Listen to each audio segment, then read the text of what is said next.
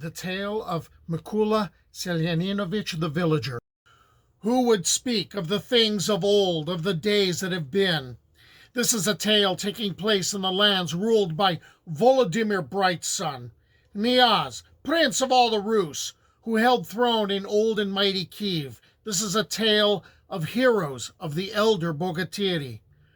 Courteous Prince Volodymyr, also called Bright Sun and Red Sun, of royal Kiev town, gave to his beloved nephew Volkh Vseslavyevich, or Vol'ga Sviatoslavich, he was known by many names, 3 cities, Kurtsovets, Orekovets, and Kristianovets, along with the peasants, the smerdi, who dwelt on those lands and labored there. For Volkh had traversed many lands and had defeated many hordes. He had collected gifts in tribute from khans and kings, and had brought them to glorious Kiev town to his uncle Prince Volodymyr. Much gold had he collected, and silver, and great pearls, to honor the Red Sun. As was his right, Volkh periodically demanded and collected taxes from his subjects, but in those 3 towns he was denied this by the people there, who were a stiff-necked people, paying no tribute, giving no gifts. Then young Volkh assembled his good druzhina of 29 and set out to take possession of his towns and to bend them to his will. As they rode over the sea of grass, the open plain, Volkh and his entourage heard the sounds of a plowman whistling and calling to his horse, and of the plow cutting its furrow, and the grating of the plowshare as it struck stone. However, no matter how fast they rode, they were unable to catch up with the plowman. For 2.5 days they rode hard, chasing the elusive sounds, until they finally came upon him.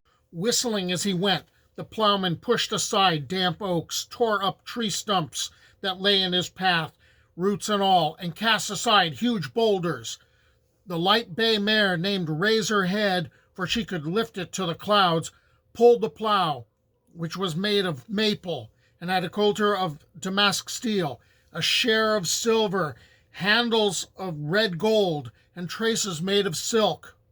Mikula himself is described as a man of tremendous masculine beauty, with eyes as keen as a falcon's, hair in tight ringlets, and brows as black as sable. He wore a black velvet tunic, a soft felt cap, and boots of green Morocco leather with extremely pointed toes and very high heels. Lord Volkh spoke these words: "God aid thee, husbandman, in thy ploughing and tilling." "Art thou come, Volkh Vseslavyevich, with thy druzhina?" answered the husbandman. "Ridest thou far, Lord Volkh? Whither leadeth thy course?" When Volkh told Mikula the purpose of his journey, the plowman warned the prince that a band of robbers were camped along his chosen route. These robbers lay in wait by a bridge over the river Smorodina, the planks of which they had sawn through cunningly so that travelers would fall into the water and drown. Mikula told the prince that he himself had been that way just 3 days before, and that these robbers attempted to waylay him as he traveled carrying 2 skins filled with salt that weighed 100 poods. The English would reckon that measurement as 3,600 pounds. When the robbers had demanded money from Mikula in return for safe passage, he simply mowed them down, 1,000 of their men, hitting them with the sacks. Marveling at the strength of Mikula, Prince Volkh pleaded with the husbandman, "Come thou with me as my comrade." Mikula willingly agreed and unharnessed Razorhead. However, after a short ride, Mikula began to worry about his plow, fearing that it might be stolen. Prince Volkh sent 5 men back, but those 5 men were unable to move the plow. 10 men went to move the plow, and they failed. Finally, Volkh's entire druzhina of 29 returned to move the plow. Again, they met with failure.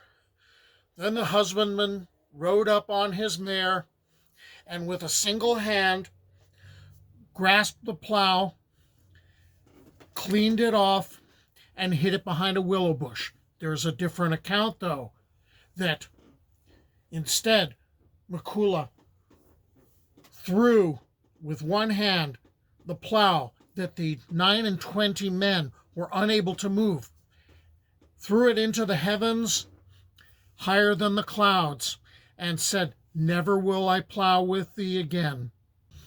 With the plow safe at last, whether behind a willow bush or above the clouds, Mikula urged his little mare forward. When the mare broke into a trot, Lord Volkh had to urge his steed to a gallop. When Mikula at last gave the mare her head, Volkh and his druzhina of 29 fell far behind, and Volkh was forced to cry out to Mikula to stop. He caught up with him.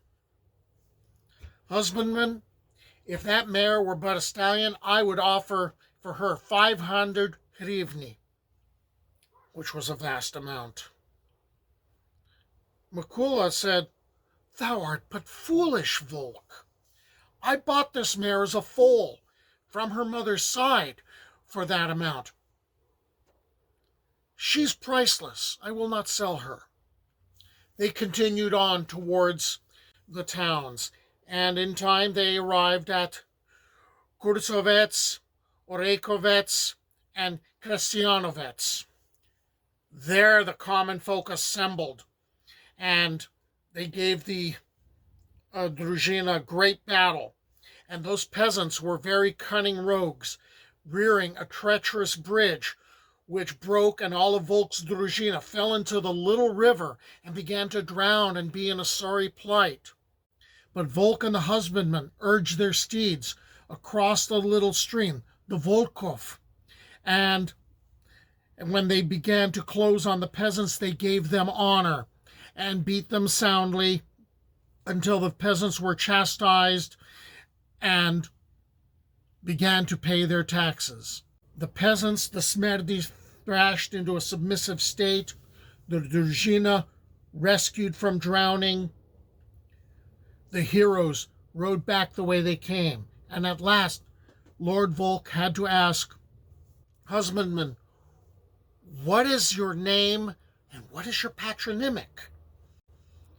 And the husbandman replied, seeming not to answer, "I will plow rye and stack it in ricks. I will drive it home, and I will thresh it. I will brew beer, and I will give it to the peasants to drink, and the peasants shall call me young Mikula Selyaninovich the Villager's son." Having been duly impressed with Mikula's strength and prowess, Lord Volkh gave Mikula the right to collect the taxes from the 3 towns.